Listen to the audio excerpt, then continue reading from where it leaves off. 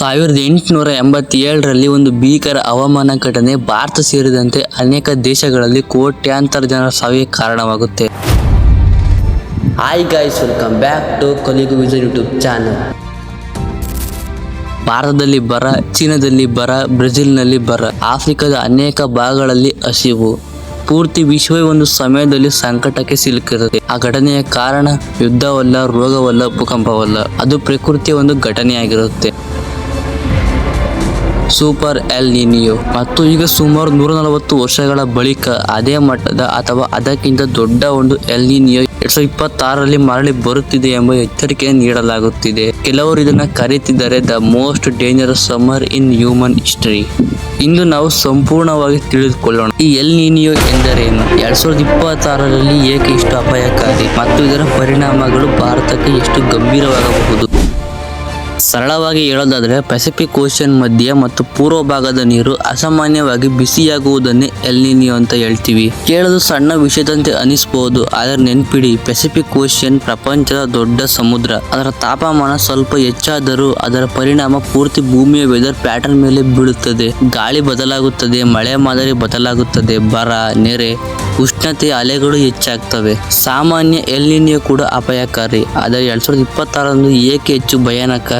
ಏಕೆಂದರೆ ಇದು ಕೇವಲ ಎಲ್ ನಿನಿಯೋ ಅಲ್ಲ, ಇದು ಬರಬಹುದು ಸೂಪರ್ ಎಲ್ ನಿನಿಯೋ ರೂಪದಲ್ಲಿ. ಅಂದರೆ Pacific ocean temperature 2 degree Celsius ಅಥವಾ ಅದಕ್ಕಿಂತ ಹೆಚ್ಚು ಏರಬಹುದು. ಕೇಳಲು 2 ಡಿಗ್ರಿ ಸೆಲ್ಸಿಯಸ್ ಸಣ್ಣದಾಗಿ ಕಾಣಬಹುದು, ಆದರೆ ಸಮುದ್ರದ ಲಕ್ಷಾಂತರ ಕೋಟಿ ಲೀಟರ್ ನೀರಿಗೆ 2 ಡಿಗ್ರಿ ಹೆಚ್ಚಳ ಆದರೆ ಅದು ಮಾಸಿವ್ ಎನರ್ಜಿ ರಿಲೀಸ್ ಮಾಡುತ್ತೆ ಮತ್ತು ಅದರ ಪರಿಣಾಮ ವಿಶ್ವದ ಹವಾಮಾನ ಸಮತೋಲನವೇ ಬದಲಾಗಬಹುದು. ಇಲ್ಲಿ ಬರುತ್ತದೆ ಇನ್ನೊಂದು ದೊಡ್ಡ ಟ್ವಿಸ್ಟ್, ಕ್ಲೈಮೇಟ್ ಚೇಂಜ್. ಹಿಂದೆ ಎಲ್ ನಿನಿಯೋ ಬಂದಾಗ ಭೂಮಿಯ ಬೇಸ್ ಟೆಂಪರೇಚರ್ ಕಡಿಮೆ ಇತ್ತು, ಆದರೆ ಈಗ ಭೂಮಿ ಈಗಲೇ ಪ್ರೀ ಇಂಡಸ್ಟ್ರಿಯಲ್ ಕಾಲಕ್ಕಿಂತ ಸುಮಾರು 1.4 ಡಿಗ್ರಿ ಸೆಲ್ಸಿಯಸ್ ಹೆಚ್ಚು ಬಿಸಿ. ಅದರ ಮೇಲೆ ಸೂಪರ್ ಎಲ್ ನಿನಿಯೋ ಸೇರುತ್ತದೆ ಅಂದ್ರೆ ಇದು ಸಾಮಾನ್ಯ ಹೀಟ್ ವೇವ್ ಅಲ್ಲ, ಇದು extreme heat plus global warming, historical climate stress. El Nino ಸಾಮಾನ್ಯವಾಗಿ ಭಾರತ ಮಾನ್ಸೂನ್ ದುರ್ಬಲಗೊಳಿಸುತ್ತದೆ, ಅಂದರೆ ಕಡಿಮೆ ಮಳೆ, ಹೆಚ್ಚು ಬರ, ಜಲಾಶಯಗಳಲ್ಲಿ ನೀರಿನ ಕೊರತೆ. Agriculture case. ಇಂಡಿಯಾದಲ್ಲಿ ಸುಮಾರು 50% ಕೃಷಿ ಮಳೆಯನ್ನೇ ಅವಲಂಬಿತವಾಗಿದೆ. ಮಾನ್ಸೂನ್ ವಿಫಲವಾದರೆ ಬೆಳೆ ಹಾನಿ, ರೈತರ ಸಂಕಷ್ಟ, ಆಹಾರ ಉತ್ಪಾದನೆ ಕುಸಿತ. 2024ರಲ್ಲಿ ಈಗಾಗಲೇ ಭಾರತ ಅತ್ಯಂತ ಬಿಸಿ ವರ್ಷಗಳಲ್ಲಿ ಒಂದು. ಆದರೆ ವಿಜ್ಞಾನಿಗಳ ಎಚ್ಚರಿಕೆ, 2026 may be break even those records. ಕೆಲವು ವರ್ಷಗಳಲ್ಲಿ 45 degree Celsius to 50 degree Celsius ಸಾಮಾನ್ಯವಾಗಿರಬಹುದು. ಕೆಲವು ಪ್ರದೇಶಗಳಲ್ಲಿ 45 degree Celsius to 50 degree Celsius ಸಾಮಾನ್ಯವಾಗಬಹುದು. ಕಡಿಮೆ ಬೆಳೆ ಆದ್ರೆ ಕಡಿಮೆ ಸಪ್ಲೈ ಆದ್ರೆ ಹೆಚ್ಚು ಬೆಲೆ. ಅಂದರೆ ನಿಮ್ಮ ಮನೆಯಲ್ಲೇ ಪರಿಣಾಮ ಕಾಣಬಹುದು. ತರಕಾರಿ ದುಬಾರಿ, ಅನ್ನ ದುಬಾರಿ, ಜೀವನ ವೆಚ್ಚ ಹೆಚ್ಚಳ.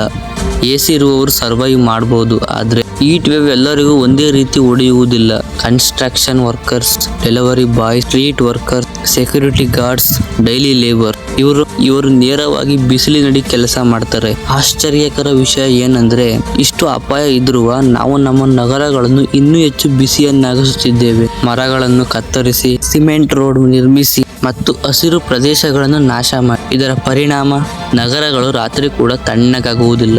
ಇದನ್ನು ಕರೀತಾರೆ ಅರ್ಬನ್ ಹೀಟ್ ಐಲ್ಯಾಂಡ್ ಎಫೆಕ್ಟ್. ಈ ಸಮಯದಲ್ಲಿ ಸಸ್ತ ಮತ್ತು ಪರಿಣಾಮಕಾರಿ ಪರಿಹಾರ ಏನ್ ಗೊತ್ತೇ? ಸ್ಟಡೀಸ್ ಪ್ರಕಾರ ಸರಿಯಾದ ಅರ್ಬನ್ ಟ್ರೀ ಕವರ್ಸ್ ಬಂದ್ಬಿಟ್ಟು ಟೆಂಪರೇಚರ್ ಅನ್ನು 10 to 12 ಡಿಗ್ರಿ ಸೆಲ್ಸಿಯಸ್ ವರೆಗೆ ಕಡಿಮೆ ಮಾಡುತ್ತೆ. ಅಂದರೆ 47 ಡಿಗ್ರಿ ಸೆಲ್ಸಿಯಸ್ ಇರುವ ಸ್ಥಳ 35 ಡಿಗ್ರಿ ಸೆಲ್ಸಿಯಸ್ ಅನ್ನಿಸಬಹುದು. ಹೀಗಾದರೆ ನಾವು ಏನ್ ಮಾಡಬಹುದು? ನಂಬರ್ 1, ಓಲ್ಡ್ ಟ್ರೀ ಸೇವ್ ಮಾಡಿ. ಹೊಸ ಗಿಡ ನೆಡುವುದಕ್ಕಿಂತ ಹಳೆಯ ಮರ ಉಳಿಸುವುದು ಹೆಚ್ಚು ಪರಿಣಾಮಕಾರಿ. ಸೆಕೆಂಡ್ 1, ಹೀಟ್ ವೇವ್ ಸೇಫ್ಟಿನ ಫಾಲೋ ಮಾಡಿ.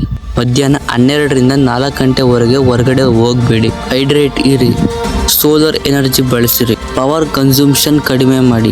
ನೋಡಿ, 2026ರ ಎಲ್ ನಿನಿಯೋ ಕೊನೆಯದಲ್ಲ, ಇದು ಮತ್ತೆ ಬರಬಹುದು. ಪ್ರತಿ ಬಾರಿ ಇನ್ನೂ ಬಿಸಿ ಹೆಚ್ಚಾಗುತ್ತಿದೆ. ಇಂದಿಗೂ ಎಕ್ಸ್ಟ್ರೀಮ್ ಸಮ್ಮರ್ ಭವಿಷ್ಯದ ನಾರ್ಮಲ್ ಸಮ್ಮರ್ ಆಗಿರಬಹುದು. ಒಂದು ದಿನ ಇಂದಿನ ಎಕ್ಸ್ಟ್ರೀಮ್ ಸಮ್ಮರ್ ಭವಿಷ್ಯದ ನಾರ್ಮಲ್ ಸಮ್ಮರ್ ಆಗಬಹುದು ಮತ್ತು ನಮ್ಮ ಮುಂದಿನ ಪೀಳಿಗೆಗೆ 30 ಡಿಗ್ರಿ ಸೆಲ್ಸಿಯಸ್ ಬೇಸಿಗೆ ಎಂಬುದು ಕಥೆಯಾಗಬಹುದು.